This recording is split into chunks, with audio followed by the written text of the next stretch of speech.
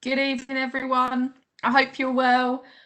Welcome to our webinar on the topic of places, spaces, and faces, and looking at wider community development. So, for those of you that have been with us for the last 3 weeks, welcome back. For those of you just joining this evening, welcome. Those of you joining us in the garden, fair play to you all if you're in the garden, hopefully with a nice ice cold drink. And if you're unable to handle the heat and you've joined us indoors, then that's probably a very wise move because it's exceptionally warm this evening. But wherever you are this evening, thank you very much for joining us. It's great to have you all on board again. So, who am I? My name is Danielle Warnes. I am the National Club Services Manager here at the Football Association. I do the little spiel right at the beginning of the webinars, and then I hand over to the experts and clubs and leagues that very rightly are more experts in some of these topics than me, because they're out there in the field delivering in and around the topics that we discuss. So just a little bit of housekeeping. I do apologise in advance if you have already been on a number of these, and I'm sure with our new ways of living, you're all on different types of online meeting platforms. But just as a gentle reminder, please do make sure that your cameras are off. They should have automatically been turned off when you arrive. Please do mute yourself if for whatever reason you've come into the webinar this evening unmuted. Please do mute yourself. We do ask you that you remain muted. We do use the chat function as a way of interaction. So I know Russ will ask you to find that in due course, but if you want to get ahead of the game, please do so. Pop your questions in there and we'll look to answer them at the end, just so we can keep the content flowing. Everyone that signed up this evening, whether you're here or haven't been able to join us but still want the content, all of that will be emailed before the weekend. And as I've already covered there, if you do have any questions, please do pop them in the chat. Keep yourself muted until the end, and then we can roll through the content and keep everything flowing.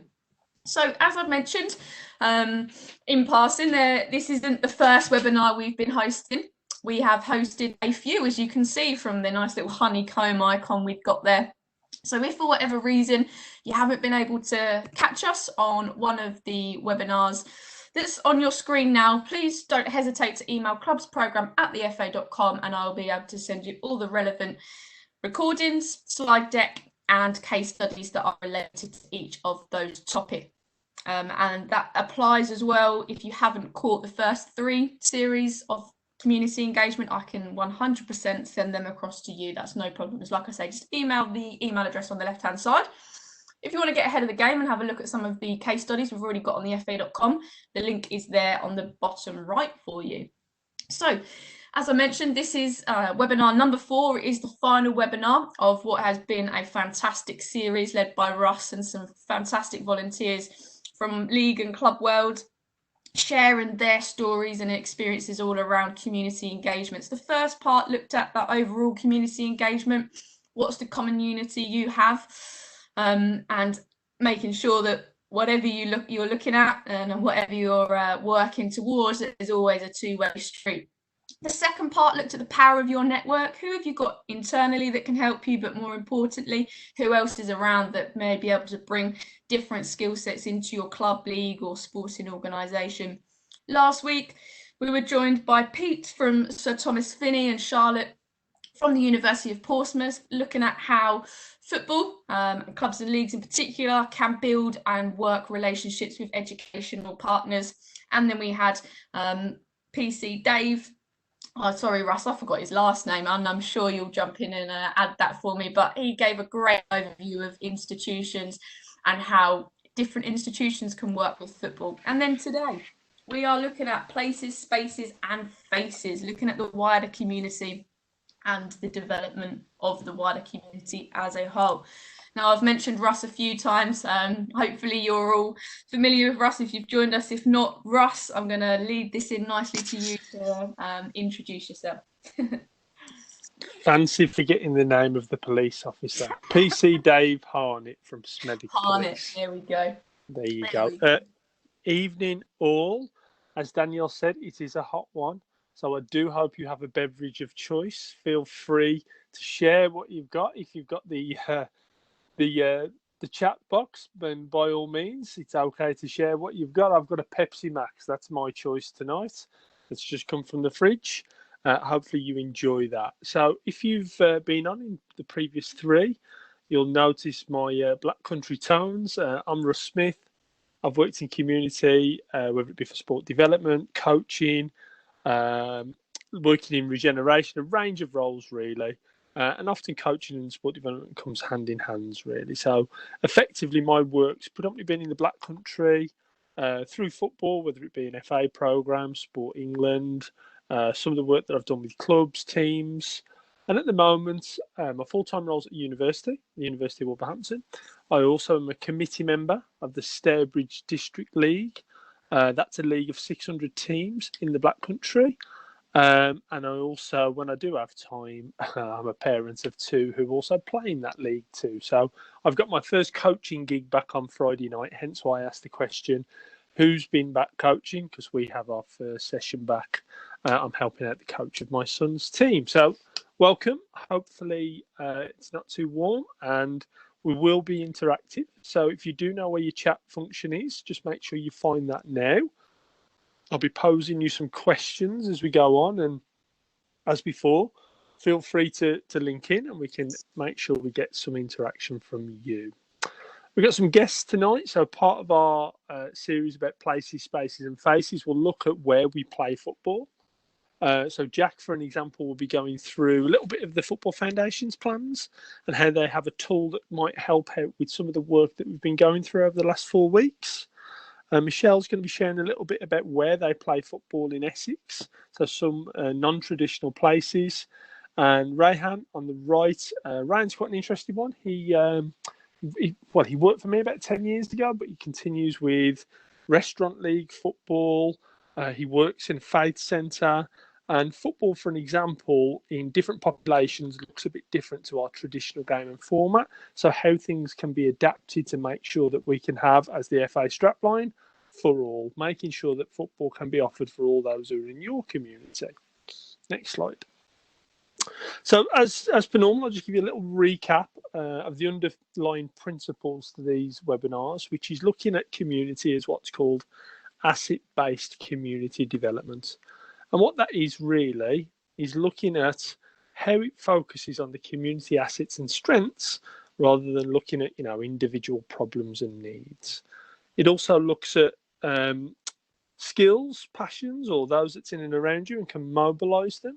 So an example, it could be that a different organisation that doesn't work in football might have the skill set that you need, and hand in hand you can work together so that you win and they win as well.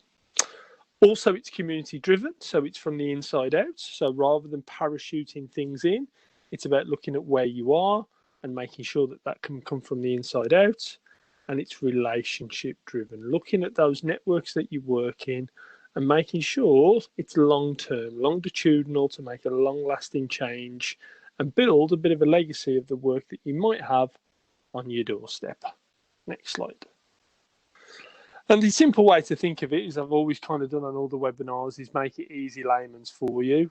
All the Legos mixed up. That's predominantly what community might look like now. But how do you join up the pieces? How do you connect it together and make sure, where you've got those skills, assets, those partners that you might not know about yet, you might be able to join them together to make some beautiful Lego, which I'm sure you can. Okay, next slide. And the key is looking at it as what's called common unity. So what do you have in common with other organisations, bodies and institutes that you can work together on and create that common unity? That's therefore the common unity that therefore everyone can have a benefit from it, because ultimately there will be a lot in a radius of your club or league, or depending on where you're based, that actually have some very similar shared goals, outcomes that you actually can benefit from, but you can also benefit them. Next slide. So a quick example of the ABCD broken down into a bit of a model is, here's a club. So this is a club that my daughter plays for called Cuford. if you were to put a ring around Kingswinford and Wallheath, where the club's based, what would be within the vicinity of that area? And we're splitting it into 5 areas. So what are the physical spaces that could be used? What's the local economy? What's the business like? Who are the individuals and what networks already exist? What institutions are there? So it could be police, schools, health services, etc. And what's the get my words right? What's the heritage and culture like of the area? What's the population like to therefore help and aid what we might be able to offer?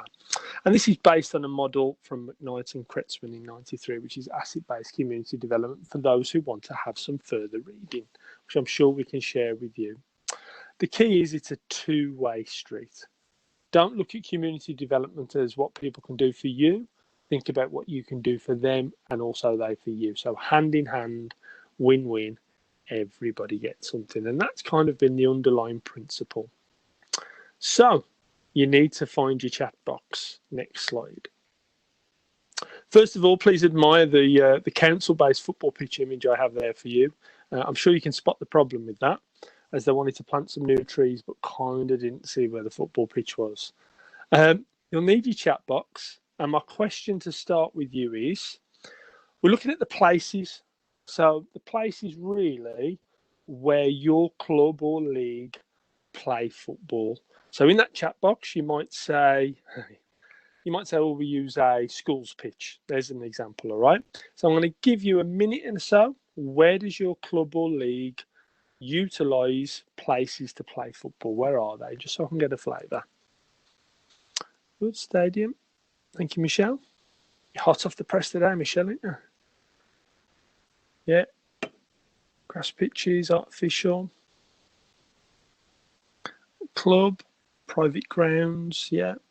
Thank you, Bill.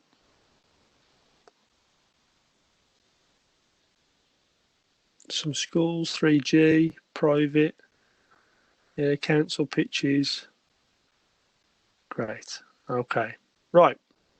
Really lucky, someone said. They got the pitches there. Main facility, 49-year lease. Well done, Hayton. You've done well with that one. Hopefully you could build on that too. So, on what you've put in the chat box then, if you go to the next slide, I kind of knew that. So I've set you up a little bit there because I kind of know where football is played for the majority of the population. All right. So we kind of deemed by what is in our infrastructure, aren't we? So at the schools facilities, ultimately, it's used in the week by the school. We use it on an evening and a weekend. And you might have some good community agreements to do that. And sometimes, it might benefit, like we spoke about last week, a school club or university or college kind of agreements, really, which is good. 3G pitches, again, you might be really lucky and your club has their own. Again, you might share that as a joint facility, or it could be on private ground that you use there as well. Parks pitches seem to be getting less and less round by me, if I'm being honest. And ultimately, the best pitches kind of get used up 4 or 5 times a weekend. But parks pitches, of course, we use those. And private providers, so like goals and places like that. So my question next then, if we go to the next slide. If we think about where we are in England and where you are in England, where could be used as pitches? Because ultimately, there's only a certain amount of council-based facilities. There's only a certain amount of 3Gs. There's only a certain amount of schools that open up their gates, really. And some of the images are there to prompt some thought with you. What else is within your infrastructure that could be a pitch? And an example, the picture on the far right is a warehouse. So an example being, there's a lot of brownfield sites, especially around by me in the West Midlands, that ultimately could be transformed into playing and spaces that could be used. Rooftops is something that's seen a bit more of a development, more on the continent, really. But multi-storey car parks, Nathan, as an example, is a good one that could be used. I like on the bottom left, on the ring road, underneath the bypass as an example. And by me in Wolverhampton, they have a skate park underneath one of those. But how many of those are in and around the area that has a junction, but with a load of space in the middle of it that might not be used? We're Black Country Russ, yeah. You're absolutely right, Luke. But that's my point, isn't it, really? So what are those spaces in and around that could be different? And if you think about where your club's situated, where else could be had? And this is the question to you now. Is there anywhere where you might have driven past or thought, you know what, that'd be good if we could use that place or that space for football or activity? Anything you've come across? A man that's no good. Okay. Hayton, I'm going to ask you to unmute and add a little bit of value to your comment there, mate. Are you there, Hayton?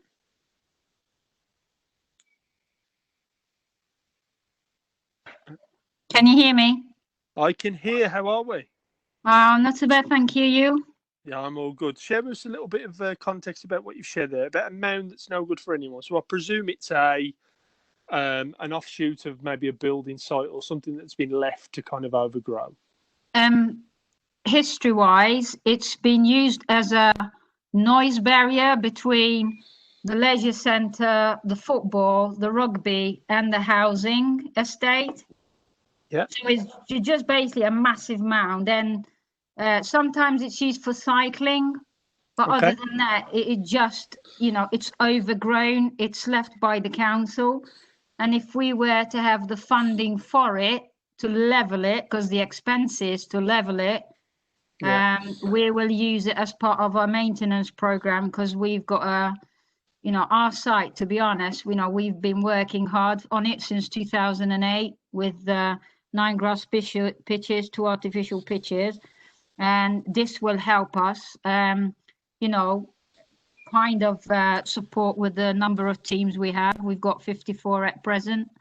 So with the growing club, there's a Yeah. space that could be utilised that's got nothing else doing with it. It's nothing else to do, and not only that, it also, we could open it to more community recreational players, rather than come and kind of, we don't stop them. Our land is not fenced off. We need about 70 grand to fence the leased area off, so it's open to the public.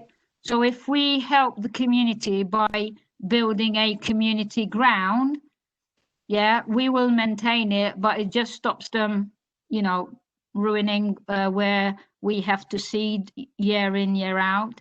It's just to Brilliant. help each other, really. Thank you for that share. I'll you. just pick on quickly on Chris Jackson. Fields all the time, finding out who owns them is impossible. And I'm going to back that up there because I found that out recently as well with one of the clubs I was helping. Yeah, that is really hard sometimes to find that with some of the fields. Absolutely.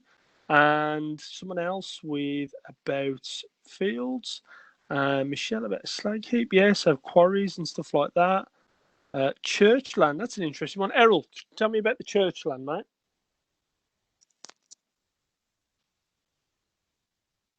Yeah, Are you Errol? Yeah, tell us about that, pal. Yeah, what we have is we own our own ground, but on the entrance to it, we've got there's a load of church land, and which could be developed. It's just literally just left there. We had a 100-year lease on this land because it leads up to our ground, and it just needs developing that you could actually convert it and make it into a pitch or pitches.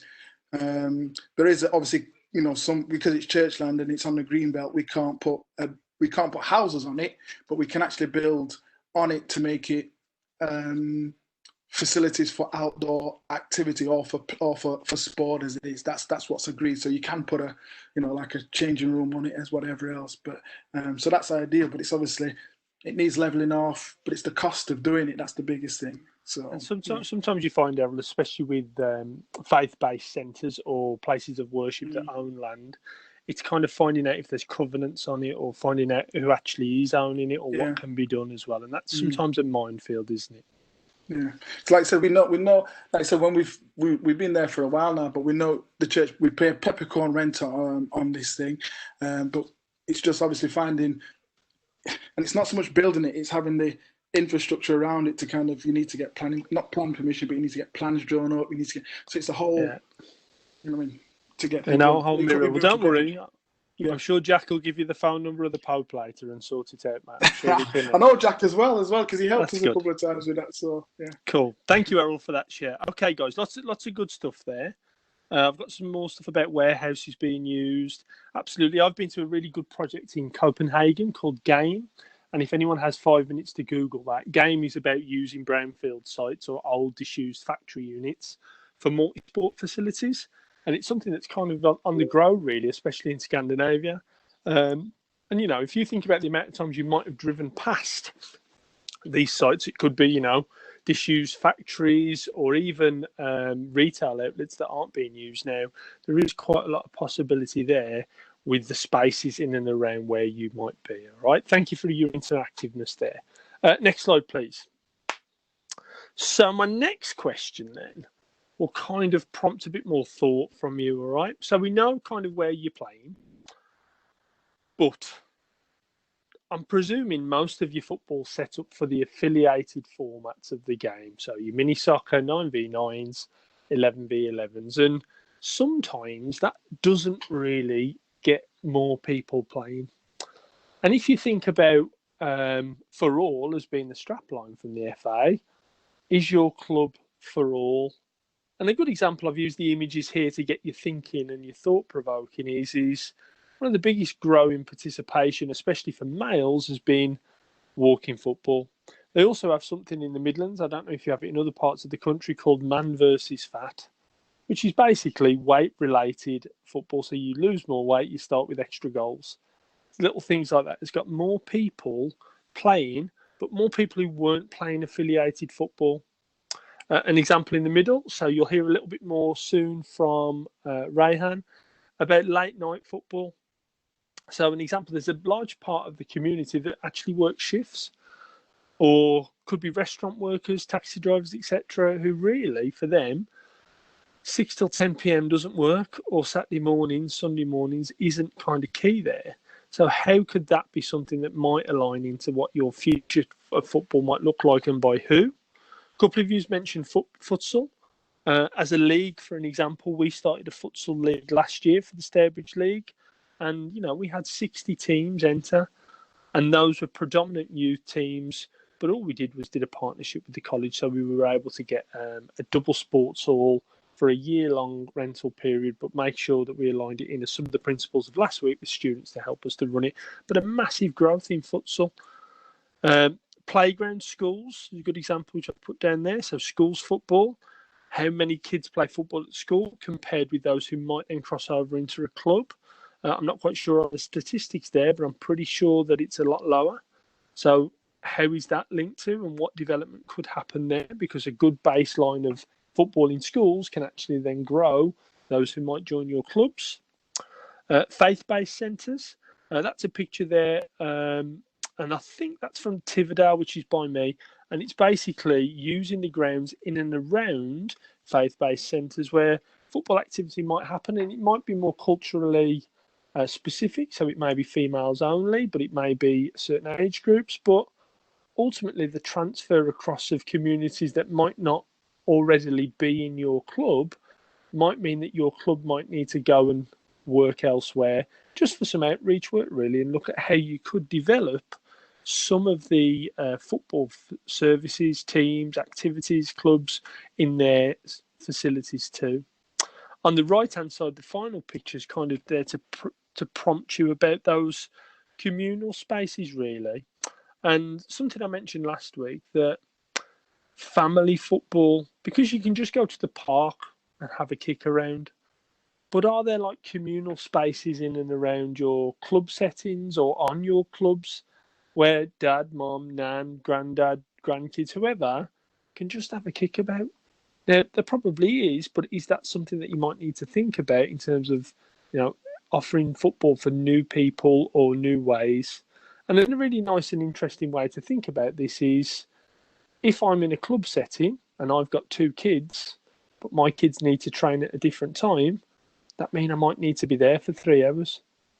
But actually, if the training could be of communal times or link age groups together or link, you know, specific areas, could be multi-age, maybe there's something that could develop and grow from that. And we know, your affiliated game formats won't ensure the 2-year age gap or more, but I'm talking about that recreational where actually different age groups can play together, as part of a kickabout. Next slide. So who is in your club? Have a little think now, but more importantly, who isn't? And does it represent your area where you live? Now, I did a little bit of a check earlier, and 12% of the demographic of England is non-white British. So a range of BME backgrounds, traveller, Irish, etc. And if we were to say that, and I know this is a real crass way of doing it, but if 1 of 12 people in your club wasn't of your traditional area, then are you representative of what really your community or your area looks like?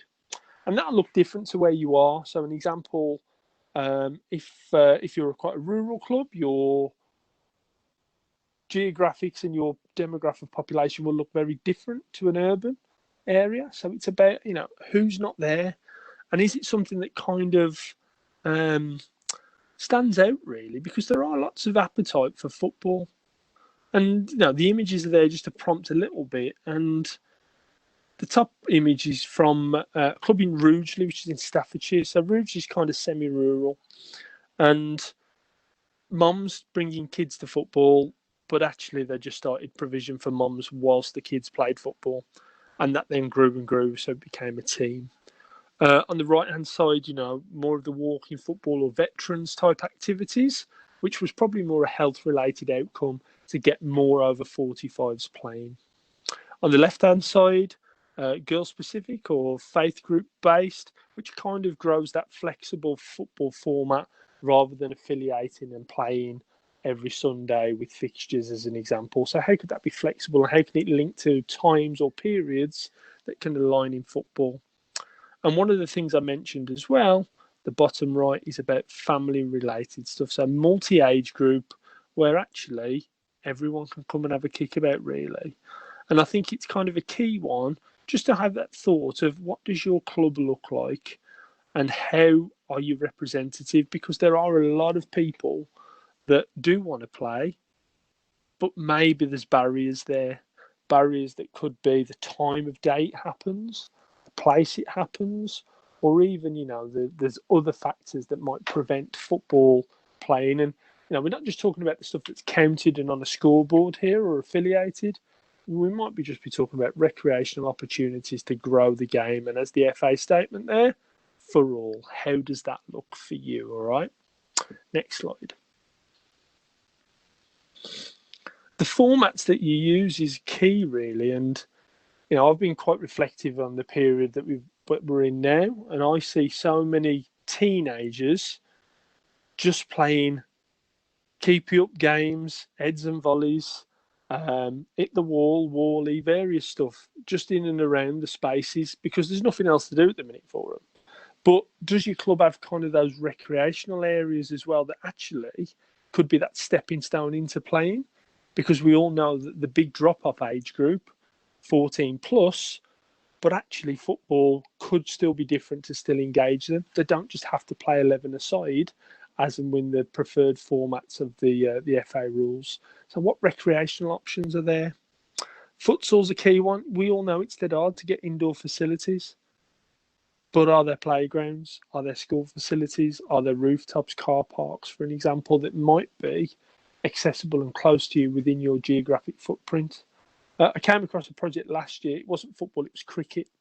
And it's car park cricket that's played on an Asda. And the reason why it works is because Asda's flat and there's floodlights, but they're the car park lights. So is that something that therefore could be utilised if there was a relationship or joint opportunity to do so? Football golf, again, a recreational one. And I put that in purposely because the club that my daughter's in has a football golf centre next door to it. But my daughter's been in the club nearly 2.5 years and I never knew. So it's how closely things work together, and sometimes making sure that these things work or communicate and have that win-win is key.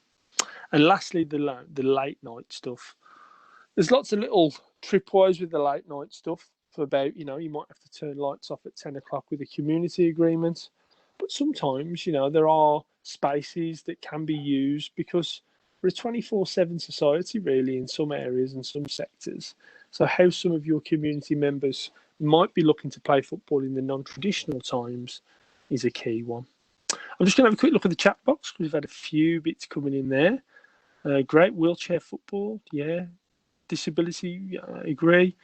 Rural, big problem attracting, keeping coaches, yeah. I think sometimes that's a hard one as well. So maybe it's about what's the offer for them.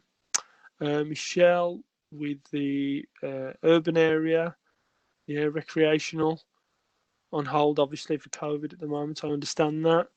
I mean, one example I've banged my head against really is as a committee member on the league I'm on, I often preach about, is 11-a-side suitable for all 14 plus? It is for some, but we lose some. And I've been trying to have small-sided games, leagues as an example, which might be quite flexible. Rome wasn't built in a day, and I'm still banging the wall on that. But, sometimes we have our constraints that stop us from developing some new stuff because traditionalists might have their views on it. But I think ultimately, our statistics, stats can show that people will just play football. And how can we utilise that and build upon it is the key one. How can we support it? How can we win-win? We help them and they help us in some way, shape or form. Excellent. So I'm going to introduce you to Rayhan. Just a little bit of history before we listen to Rayhan. So Rayhan used to run a team called Rail West Brom in West Bromwich, of course, and they were in a restaurant league. They also did tournaments with other Bengali predominant communities across the country, but also did late night football. Now, whenever we have a voice note share like this, what I'd say to you guys is turn up your volume on your headphones or on your device. Have a listen up. It's about 8 minutes, and it's a conversation with Rayhan giving you the perspective of what's football's like for those who might have a different working pattern or culture or ethnicity of predominantly maybe the norm, really. So have a listen up. I'm not going to take Parkinson's job soon, but have a listen, guys.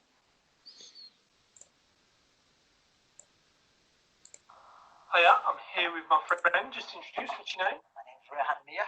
Hi, Rayhan, and we're going to have a little talk about some of the things that footballers engaged in different ways. So some of the topics I'd like to talk to you about are some of your projects that you've done with Restaurant League, Ramadan Midnight Football, and also some of the rationales of why flexible football is a great way for cultural difference people playing. Just quickly, Ryan, tell me about your involvement in football. So I used to play for a Sunday league team where I originally met yourself, Ross, and then we moved up from there to coaching. From the coaching, we just started building our team to a bigger scale. And it was a very multicultural team. Our team was just called Rail West Brom.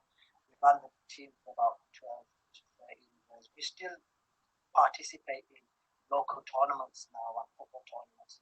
But we don't have an MSI team anymore. It's just things as you grow older, you get more commitments. So that's why you guys participated in a league, though, didn't you? And I think this league still runs called Shapler League. Yes, Can you tell me a bit about that? Yeah, so we participated in the Shapler League for about 3-4 years. It was very good quality in the sense that there was a mixture of so many different ethnicities, but it was predominantly of BAME. So it was quite different as well because we played in other leagues as well where we were probably just like an Asian or a common team. But when we played in the Shapler League, it was, I think we were more of a majority there. And it was on a Sunday where we all just got together. It was structured, but it wasn't like a Saturday week where we got there and so which was it was really good. And then we moved on from there to the Warning and the weekend as well. So we just wanted to push ourselves. The quality was good, but very small. So we wanted to play more teams. So we moved on. So with Shapler League, you mentioned about the teams similar to yourselves. What was the timings of that? So in other words, predominantly for us in England, football happens on a Saturday or Sunday morning? Was it a different time? Yeah, yes, it was, because a lot of the games used to be played about 2 o'clock kickoffs on a Sunday, or you had it a little later as well. One of the main reasons was, which we'll go on to later on, is a lot of the lads that were playing were actually restaurant workers, and a lot of them probably work the night before, like on a Saturday night, till about 1, 2, 3 in the morning even. So waking up at 9 o'clock in the morning to go play is the best of times. So that's why they were actually quite accommodating. They made the kickoff times a little later, so yeah, we could come and play. Okay, so changing the time helped to suit those who were working later at night. And you used to have kind of a midnight Tuesday night football as well. Tell me about that. So we spoke to yourselves as well at one of the schools that you were working at the moment at that time, and just came up with an idea of having football at 12 o'clock in the morning. Now, some people just laughed at us thinking 12 o'clock in the morning, but the reason why we did that was a lot of these lads on a weeknight, they would finish work 11 o'clock at night because they're restaurant workers or whatever, or half 11 at night. And for them, that time of the night is actually their relaxing and chilling time. So it's not, you've got like snooker centers that are open till late, or you've got other things that they can do, but there wasn't any sports centers or anything. So came up with the idea to yourself first, and we said, okay, we'll give it a try. And we ran that for about a year and a half, and got a lot of numbers. And then we started having interest of other people wanting to do other sports in there as well. But obviously, we just stuck to football, which I think one of the successes that came from that was Birmingham County FA took the idea and they made a Ramadan midnight league. Do you know about that and the involvement? Yeah, so what happened was with the Ramadan football league, they took that into Birmingham, I think, to initially start it off with. Reason being, I think Birmingham had a bit more, not only diversity, but it was more accommodating for the people around there with the Black Country and Sandwell. I don't think it was as much. But over the last couple of years, the night or the Ramadan League, if you want to call it, has become more popular. And even though it's called Ramadan League and it feels like it's for Muslim lads or whatever, we've played in it or participated in it, we've started to see other lads that have come and joined. And it is for everyone. It's not only it's only for lads that are fasting during Ramadan. But one of the reasons why it's called the Ramadan League is during Ramadan, as you know, at the moment, the fasting is like nearly 13, 14 hours with no food or drink. So the guys are going with that. And then, to be honest, not many people want to play during that time. So what tends to happen is after we break or open our fast, which is after sunset, a lot of the lads go and kick around for about an hour. And recently, Ms. Rahman from the Birmingham County FA has actually contacted us on this as well. And is trying to do something in West Birmingham. They have done something in Birmingham, and they just try to move it to Coventry as well. So football can happen, but not at the normal times that we know it. No, definitely it can happen. If you have a football and you ask someone to play, I'm sure anyone can play at any time. I have still people calling me now saying, "Oh, why don't you play football anymore?" But we moved on to different sports and everything, and the access to the place that they want to be. Well, that's key. The facilities. There's not many facilities that go, you know what, we're open at 12. There's not many places that can host it. I think that's one of the main problems is a lot of people don't have access to some of the facilities. If you did have access to the facilities, I can guarantee you that it would fill up as well. But again, it is sometimes social hours, but sometimes it works because you've got a lot of these guys that want to still stay fit, that want to stay, participate with their friends and stuff. If you've got 24-hour gyms, if you can have something like, I'm not saying 24-hour football, but if you had something 2, 3 in the morning on a certain day, definitely you get people going in there and playing, especially guys that are working in restaurants. So there are other people that do other late night stuff like taxis, or some of them that work in factories. They would definitely come on. I think it's a really good point because traditionally most football facilities are set up for those who are playing on a Saturday morning, Sunday morning, might train on an evening till 9, but there's a whole population and community that can play outside of those hours, and predominant football venues don't accommodate for that. I definitely think that because as a country we're games. So, and I think things are changing. And a lot of the new generation do stay out till later. They had it till 12, 1 o'clock. They would actually play. It doesn't have to only be restaurant workers. As well. So all you have to do now is send something out on social media. I guarantee you get guys turning up or guys turning up to come and play football. Different community. Lastly, I'm just going to ask you that you work in a faith centre as well with the Yemeni community. Is football a big part of the faith centre? Yeah, definitely as well, because we do a lot of things with the faith centre association. We tend to participate in a lot of tournaments like we have Olympics as well, so we go into tournaments and charities public tournaments for a lot of different charities, and again try our best to get different ethnicities to come to our centre and play football and enjoy it. A lot of this work, you have to be affiliated or certain rules, etc. You just play and you keep going. Well, imagine how much football there is that's happening like that in faith centres around the country that we don't know about, and the FA could actually improve that provision. I think you have to agree with that, because a lot of it isn't affiliated. We're quite lucky that there's few guys that are affiliated that come to our centre. I think the statistics and the numbers that we have or even around the country, I don't think it's nowhere near or accurate as what it is, because a lot of these fundings and all that are not always given to some of the more But it tends to represent those who play traditional football. Actually, that's the thing.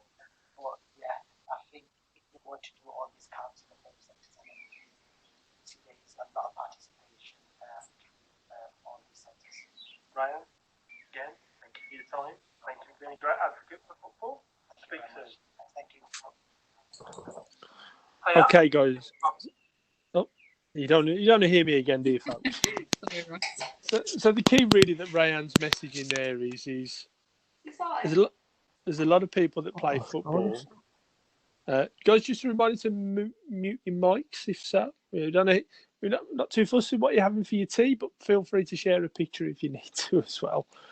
Just back to the point, so Rayan basically was kind of, if I summarise it really well, football happens anyway.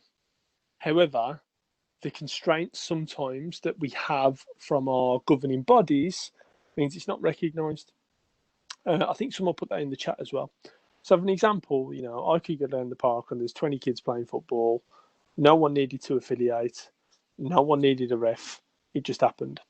Now, that's a really raw example, but other types of football's happening. So, restaurant league you heard about there, faith centres, midnight league. So, it's sometimes the constraints that stop football growing, really.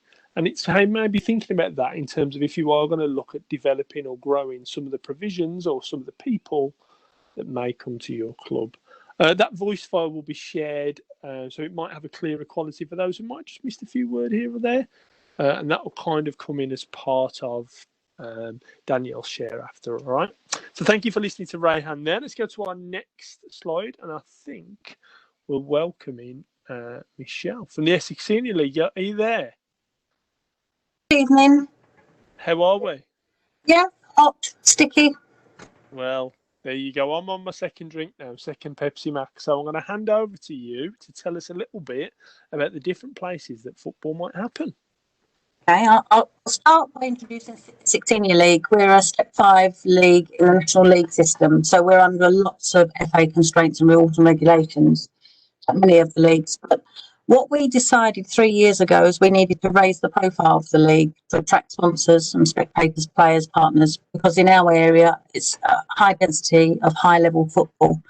So we're competing with the Isthmian League, for example, in Essex particularly, for sponsorship spectators as well. I mean, clubs have come through Essex Senior League and stayed up in the higher echelons of the National League system and don't tend to come back down. And if you started out in Senior League supporting Canby Island, for example, you would tend to follow them through. So we, over the years, our spectators have dwindled, as have our sponsors.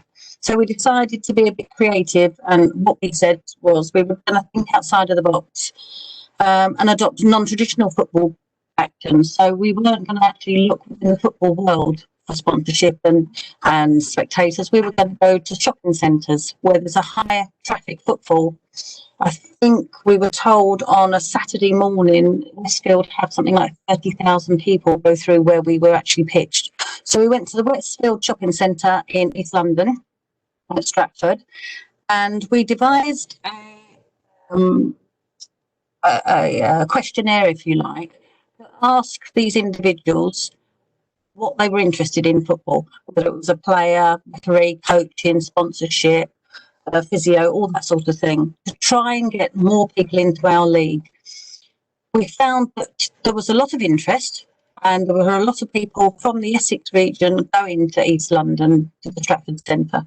So we were in the right area for our league at the time. And we worked in partnership with Essex County FA to direct them or signpost people in the right direction. So if you were interested in refereeing, we'd pass them over to the Essex County, put them on referee courses, that sort of thing. And the same thing with coaching. Even with the players, youth players, we don't run a youth league. So we were directing and signposting youth players so that they would be directed to the nearest club to them. What we found from that exercise was that there was a lot of interest in football from boys, girls, young and old, and we demonstrated this by having a freestyler. He did a 10-minute demonstration, half-hour free trial or tricks class with individuals. But what they had to do is complete our flyer and sign to give permission for us to contact them. But also GDPR was coming in.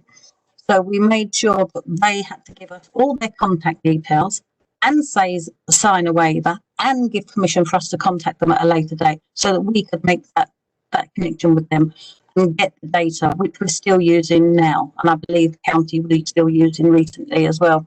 So it gave us a database. From that database, we managed to, direct people. We ended up with a volunteer on the league who then went on a coaching course and ended up working all over the world in football. And as a result of his connections with the league, he's now developed, he wants to go into education. And he's just signed up for a course, which I've given him a reference for the University of Liverpool. So he's actually engaged and increased his employability through his connection association with the league. So we were looking at things like that. What we actually did with Westfield Centre, we had players come down to do a VIP meet and greet. They were actually talking with members of the public. The demonstration was going on, and we also engaged with a volunteer, Scott Traveller from Scott Travellers Football Academy, who provided some equipment so they can do penalty shootouts and spot the balls and all sorts of, fake type interaction, which meant that we had a constant flow and waiting list and people gathering around our cage or an environment, our pitch environment, attracting attention. I'm trying to think what else we did. That actually raised his profile, but it also raised the profile of what football meant. It doesn't necessarily mean football's just a player, someone kicking the ball around. Here, a committee member, a physio, and that's the message we were portraying. So if you see the red banner, it says "like football," and we were given our individuals roles. We were highlighting the different areas within football that you could actually become involved with. It isn't necessarily becoming a player or coach. Give as much or a little time as possible. We found that really, really useful for the league. Moving on from that, we decided that we were going to have a ground hop weekend. We'd never undertaken that before. I knew absolutely nothing about it. So I contacted Ground Hop UK, who gave me a wealth of knowledge, and ideally they would have preferred to have run the event, but we decided we would go alone and try ourselves, and we had a 4-match ground hop over a 24-hour period to raise profile of the league and also to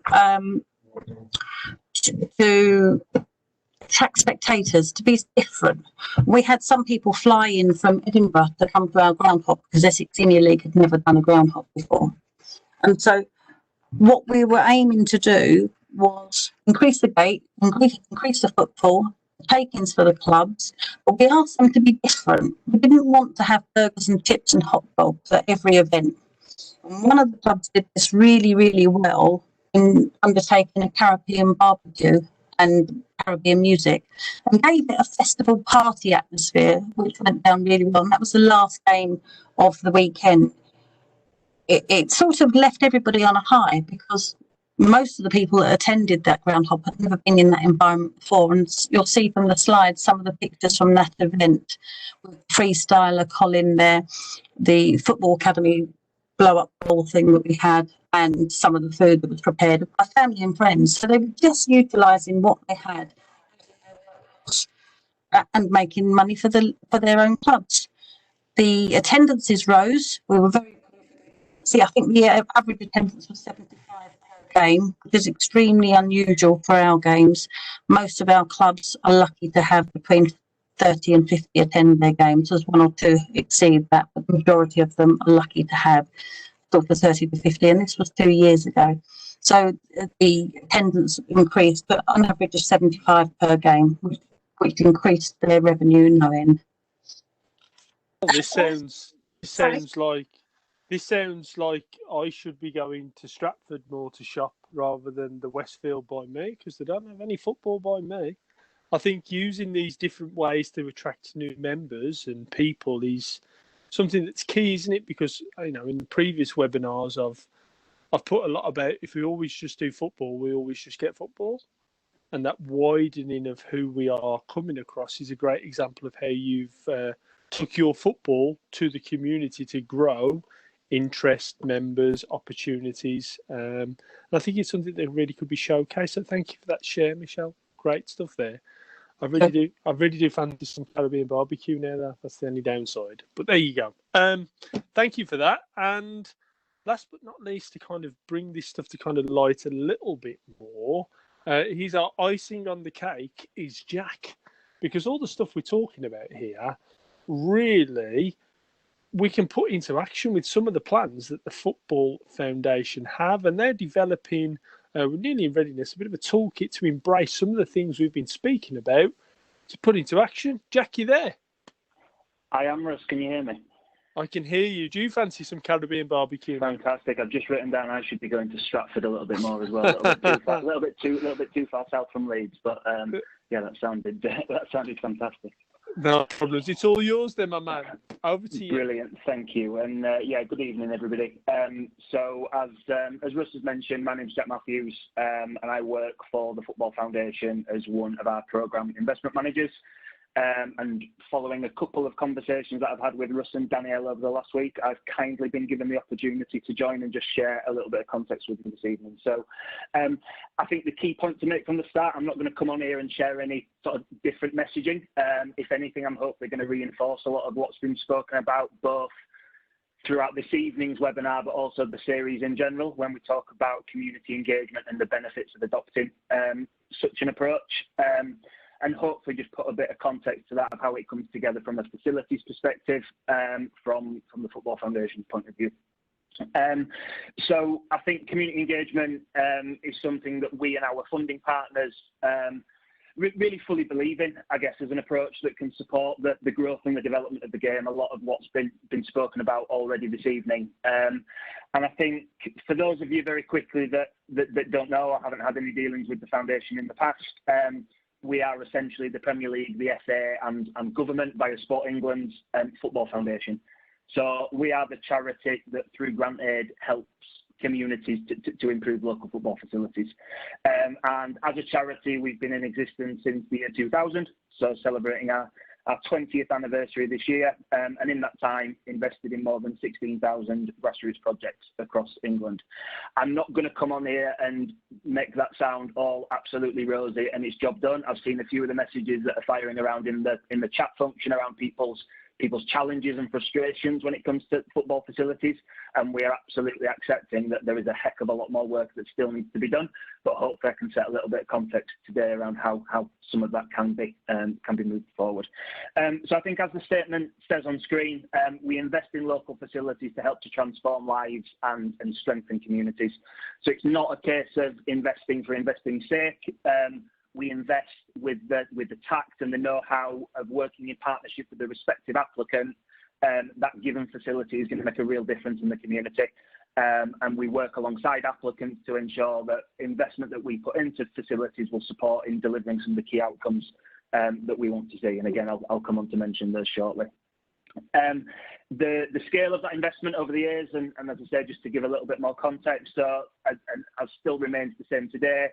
That investment is everything from fairly small scale levels to help fix broken boilers in clubhouses or get pitches ready for the new season. And hopefully some of you will have seen the recent pitch preparation fund that we've launched only earlier this month, all the way up to the opposite end of the spectrum with multi-pitch hub sites and a different range of facilities. So I suppose that's just the spectrum to share with you.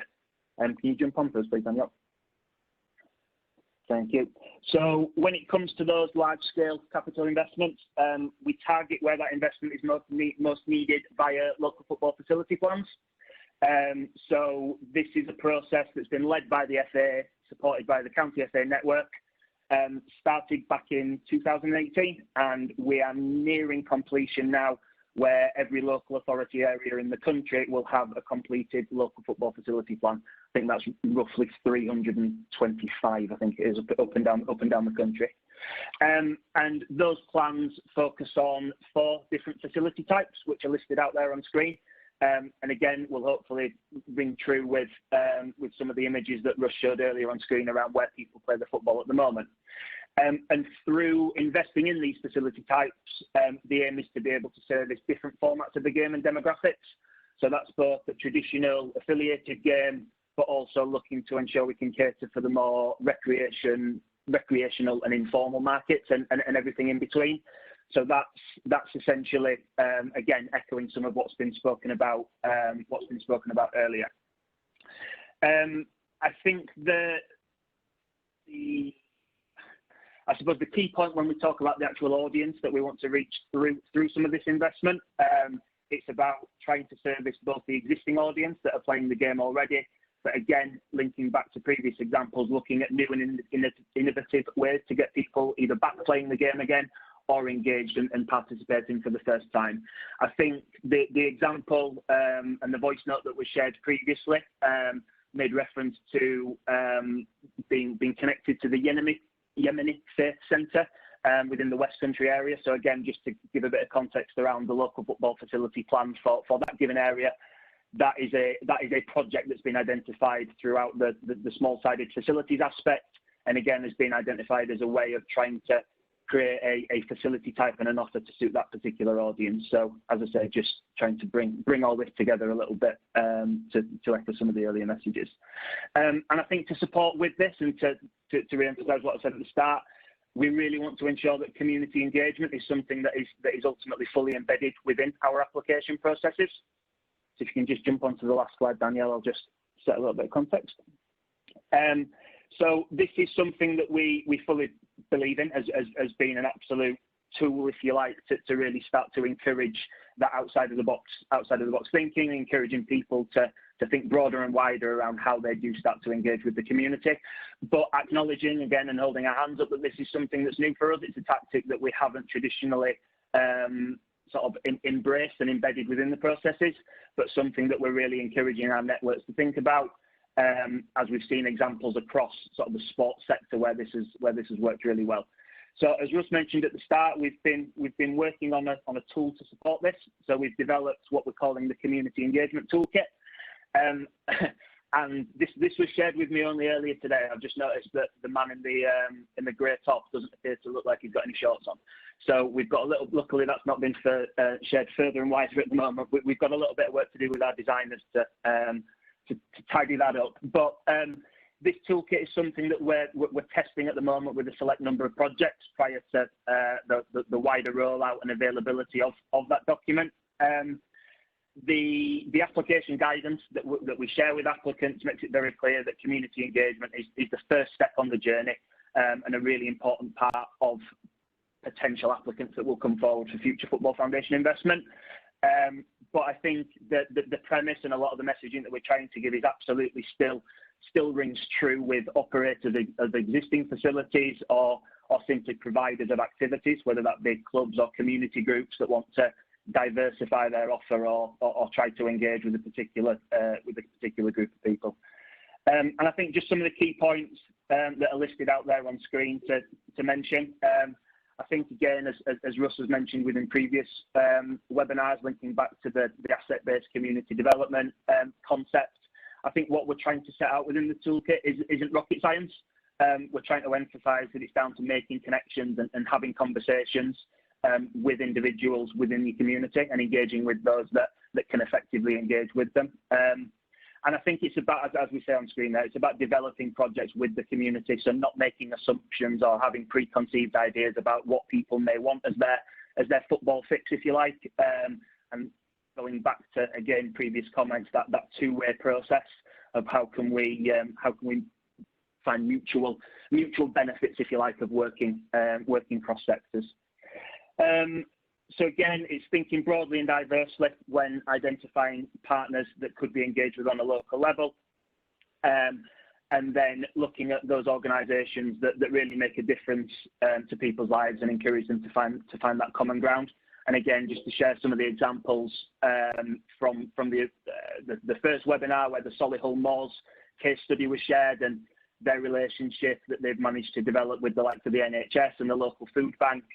And again, as referenced last week, relationships with the police can hopefully start to engage with new audiences and organisations that have got that real reach that I think in some areas the more traditional football groups wouldn't necessarily have. So that's a whistle-stop tour from me, and hopefully give a bit of context to how what's been spoken about over the duration of these series comes together for those that are either existing facility operators or will be looking to apply for future foundation investment, either as an operator of a facility or being connected into a future facility project as a partner or a user group. So, thanks, Jack. Thank you for that. Appreciate it. So it's really good to hear, folks, that an awarding body of grants are building community in as part of their application processes, because sometimes that's a really undersight that's missed.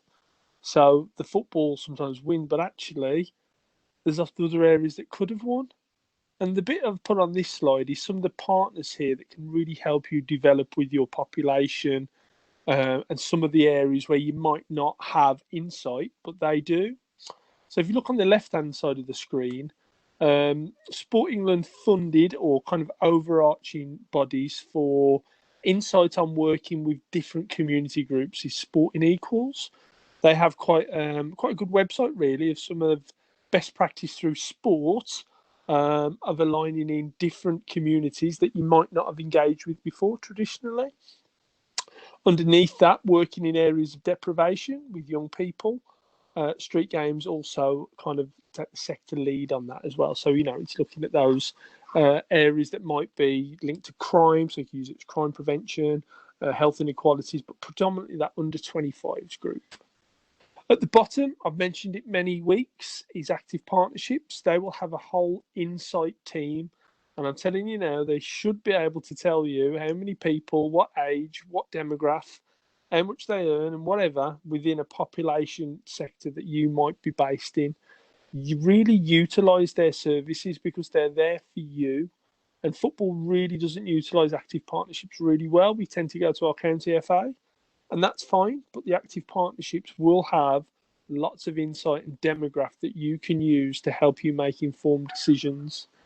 Voluntary sector councils, I've mentioned 2 or 3 weeks, looking at what skill sets and what assets they will have to help you, especially here as it might be about increasing your workforce, because a lot of your chat was about workforce as well, and some of your points are valid, and again with health as well. And I think to summarise those 4 things is we're going to be entering a period that's really interesting. We've never been in this period before. post-COVID, there's money now because there's investment from government, from charitable sector, etc. But that's probably going to dry up after. So how we work in partnership with these organisations and bodies now is crucial, because that can really help your club with its plans, or your league, with how you sustain and what your legacies are. And ultimately, building those links now will really help to kind of develop some more of what you might want. And I noticed someone put in the chat about what they do in Iceland. Well, I've been to Sweden quite a lot, and the kind of multi-function, one site suits all per town, per village, etc., is great practice. But ultimately, it's paid for differently. And I think, how many times have we sat in a room with the hockey club, the cricket club, the health service, the doctors?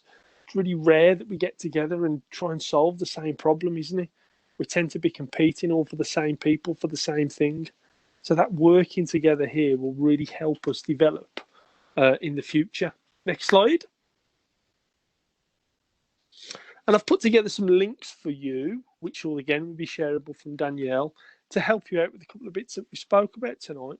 So the FA compile a football and faith calendar, really, just to help you out with some of those things like we've mentioned tonight about Ramadan football, or looking at when some of the festivals are, because that could be utilised by yourself to grow the game, or make themes with some of the offers that you're having, or even like Michelle did with the league, utilise different areas that's not football to kind of grow participation or workforce development. Football Foundation local plans, those are accessible, I think, Jack, just through the Football Foundation website. You tend to put in your local authority area, and you tend to get the one you want. Is that right, Jack? It is exactly that, Russ. Yeah, we'll share the link so that it can be included within the presentation. Thank you. Sporting Equals, as I said before, about the insights about working with different community groups, street games with the areas of deprivation, and active partnerships, all about finding out that insight. So I'd like you to now just have a little think about what questions could you ask me, Jack, or Michelle, based around some of the things you've heard tonight. If it's a specific about your club and funding, just park that one, because that can then link back in with follow up with the Football Foundation. So it might be a generic thing that might help out from the themes about who's the population, what spaces could be used, some of the things that might prompt. And remember, our webinars have covered these areas that's on your screen now. So I don't mind if you want to recap on any of your questions that might link to me, all right? So have a quick think, just drop your questions in the chat box, and we'll pick them up and try and answer them as best as we can before the night is out, if that's okay. So let me go back through a couple of them.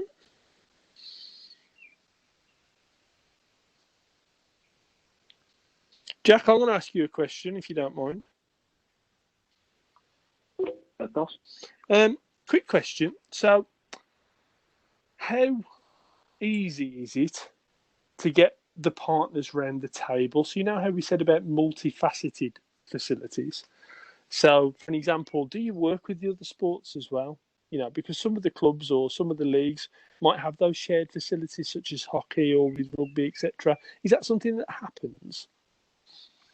It is, yes. I think I'd have to answer it twofold, Russ. So it's we facilitated by Sport England, all of the pitch sports are gathered together on a regular basis. So pitch sports being ourselves, Rugby Football Union, Rugby Football League, England Hockey, and the England and Wales Cricket Board. So those are brought together primarily to strategically plan, I guess is the best way of putting it. So to support with production of playing pitch strategies, but also identifying where one another's particular priorities lie, and then understanding within a given area if there are mutual opportunities to consider investments or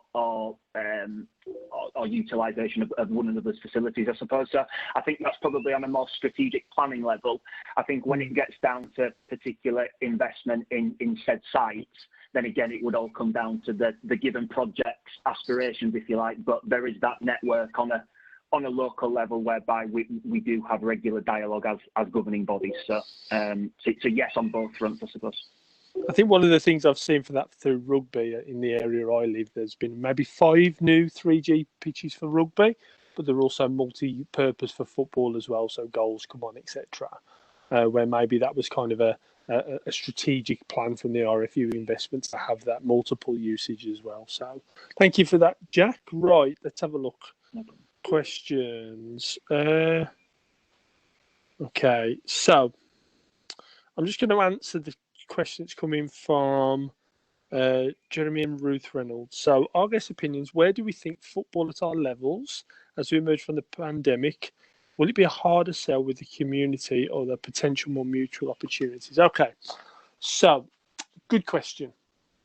I think personally that football has that easy sell because it's our national game. But what I do think is sometimes the constraints stop people going from having a kickabout in the park to maybe joining a club. So, the rules, the regs, the admin that's put in the way for that as well. And ultimately, post-COVID, we're going to be a bit more COVID secure and mitigating, aren't we? So, for an example, you might have examples where you might spray the balls with disinfectant, or you might have to give certain sort of details, or you can't do specifics on the mounts. Now, there's going to be some more rules and regs that come in that might prevent people playing. So it's a really good thought. I mean, obviously we don't have a magic wand and we don't know. But the one thing I do know that there's lots of young people, older people, adults that predominantly have missed football, and getting back out to doing some sort of activity, whether it be through, with their friends or on a park or at their club or whatever it might be, is a positive thing. I think we've also missed as well the Euros, or the big summer tournament that, tends to get people playing a lot more. The good news really is that's coming next year, hopefully. Fingers crossed. And that kind of raises the profile, especially as we've missed out on the female competition, which had great growth last year. And obviously with the Euros that would have been happening this year. So hopefully that answers your question. I mean, obviously I don't have a magic wand, but I wish I did. Let's go then. So Lyndon, Jack, do you want to answer Lyndon's? Will the FA continue to support 3G services post-COVID-19 as they appear not to be hygienic as traditional grass? That's an interesting one. So maybe not about the FA's spin on it, but maybe has there been any talk that you've had at the Football Foundation about the surfaces of 3G and COVID? I'll caveat what I'm about to say with I am not the technical expert within the organisation, so please don't take this as gospel by any stretch. Aware of aware of what's been said there. From our perspective, I guess as a straight answer, it's no. As we've identified through local football facility plans, we want to continue to invest in 3G artificial grass pitch provision, as well as improve natural turf. I think what we all know from artificial pitches is they are ever evolving. So if we go back to 10, 15 years when we had sand-dressed AstroTurf pitches and a lot of football was played on those facilities, we've seen that evolve and develop to the facilities that we've got in front of us now. I think accepting the point around some of the challenges around maintenance, upkeep, cost, that sort of stuff, I think the market of 3G carpets is an ever-evolving one. So I think will we start to see potential improvements and enhancements to facility types in future? Absolutely. Whether that's directly connected into COVID or not, I really wouldn't like to comment, but I think it is an ever-evolving market that's always looking at ways to improve ultimately. I don't think anyone would have been in the court of law and said Jack said. So thank you, Jack, for giving us your best answer there, if that's okay. I've scrolled up a little bit and I found one from Kieran, which is about housing. So Kieran, one of the things I mentioned, I think it was on the second webinar, was about something where if house builders are building new properties and new houses, there is a law called Section 106 where they have to put back into recreational or leisure facilities. It's not easy, but it's your council that would lead on these things. So if you're in an area where there's lots of house building going on, have a chat with your council about what they're doing with some of the Section 106 spend, which might be able to align in some of the facilities that might come through that provisions. Okay. And I'll just scroll down. Yeah, Derek was mentioning about contact and getting more details. Michelle's put stuff about, that's a good one. Michelle, would you like to share that about working in non-football spaces, about insurance? Because that's quite a good point you've made there. Yes, working with Westfield, they were very demanding in they have to have for anybody to come on site. So we had to join their contractors list. We had to provide 10 million public liability. We had to have a risk assessment.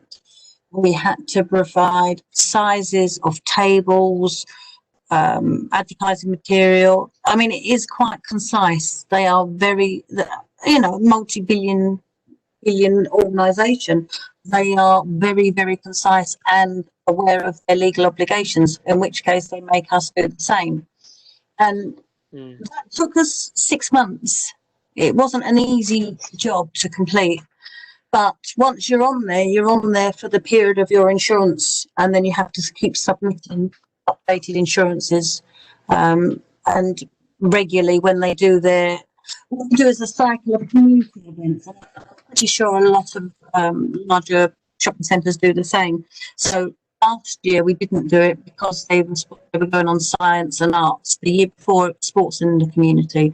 I don't know what they would have planned this year, but what we do is a rolling targeted audience, and we met that criteria in providing sports, but providing it in a different way, which engaged. The same day we were there, they had another sports football organisation, and they just didn't have the attraction. There was no one there at their event. That people had people queuing up and waiting to take part because we had a participation thing. That's what worked for us. We also provided goodie bags, so we had a lot of children signing up. We used the goodie bag, which is similar to a party bag. We've got a load of bump in it, rubbish and stickers and football memorabilia, football bits and pieces, and football rubbers, that sort of thing, and give it away. Everybody loves something for nothing. It doesn't cost us a huge amount of money. We also managed to get Westfield to give us £500 towards the cost of running the event. The biggest outlay was having a freestyler. He was charging us £100 an hour. So although we had him for 2 days, we managed to talk him into £900, which we fitted him in. But that, so we spent £2,000 on the event and got £500 back.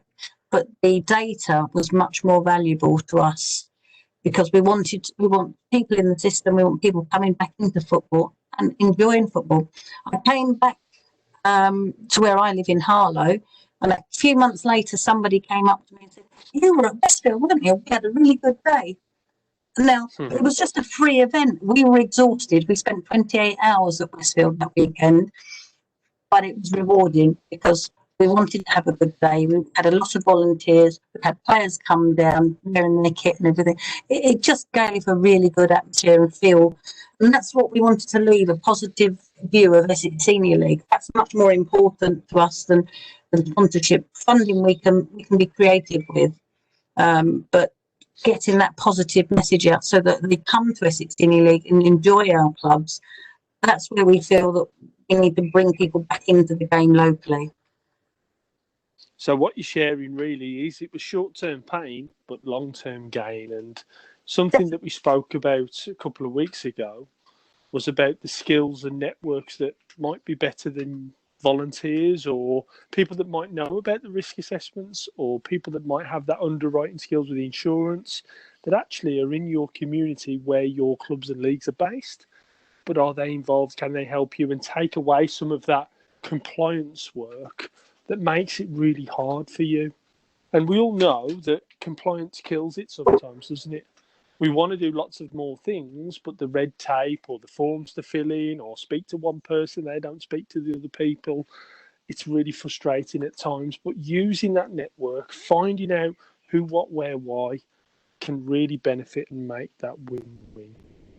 I think, Danielle, that's a really good time for us to kind of move on, just to summarise and finish up the webinars, if that's okay. And for me, really, if you've been on all 4, well done. Danielle's going to send you a sticker. Thank you for giving up 4 Wednesday nights. Hopefully you've gained a little idea or something where you've gone, do you know what, maybe we could do that. Or you've got something where you've started to build communication with organisations, groups, etc., to develop your community work, really, because it is a massive part of what post-COVID's going to look like. How you're working with those partners is key, and look outside of football. The image there is football gets you football. And we all probably have in our clubs and leagues and teams a volunteer that goes, I ain't got time. That's fine, not a problem, because those people are really valuable at what they're doing. But there are organisations, institutes out there that are doing the same thing as you. They might not be doing it through football, but you might be able to help them as a vehicle to help reach their aims as well. But it's mapping what's there. Look at those 5 areas that we've gone across, and look at what the institutes, the networks, the places, look at what business is like. There are key things already there that can help you. Next slide.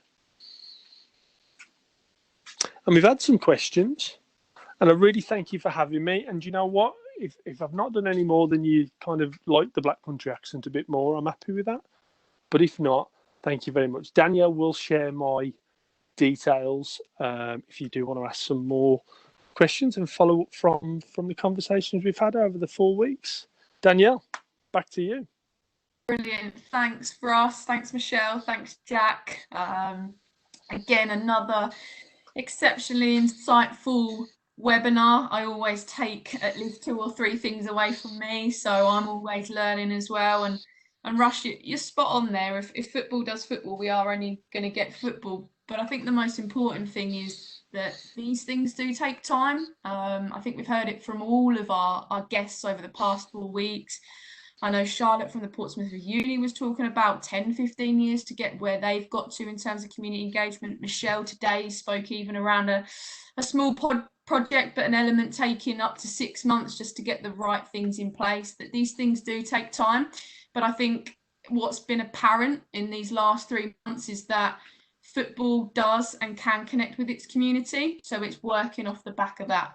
So yeah, again, massive thanks for us. You've been an absolute star these last 4 weeks, and thank you for allowing me to vary up the guest speakers over the 4 weeks. Guys, it just leaves me to say thank you very much for your attendance. I'm not sure on stickers. Russ has promised stickers and t-shirts these past 4 weeks, but like I say, thank you very much for your time. I know it is another evening. I know it's a very hot evening, but you have all shown some type of appetite to make good headway, and you've definitely started that journey. So please do keep it up. My email address I'll share as well, or you can email me through the clubs program at thefa.com. Like Russ said, I'll share his email address as well. There's obviously multiple resources we spoke about right at the beginning of the webinar. We are going to have a break next Wednesday, and throughout the month of July, we're not going to have this scheduled time, but we are going to release a series of podcasts, something a little bit different, something for us to test our toes in the water as such, and we are going to look around money management. So more details will follow. And so a bit more of a heavy topic, maybe not as nice and bubbly as community engagement and marketing and communication, but nevertheless just as an important topic as all the others we've had today. But like I said, that leads me to say thank you very much again for your attendance this evening. Thank you as well if you attended all 4. Enjoy the rest of your week. I hope it stays sunny for you all at the weekend, and more importantly, take care and stay safe. Thank you very much, everyone. Thanks, folks. Enjoy. Danielle, thank you very much for being the skills behind the keyboard.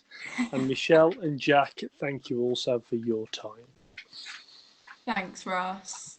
No problems. Enjoy. Speak soon. Take care. Bye.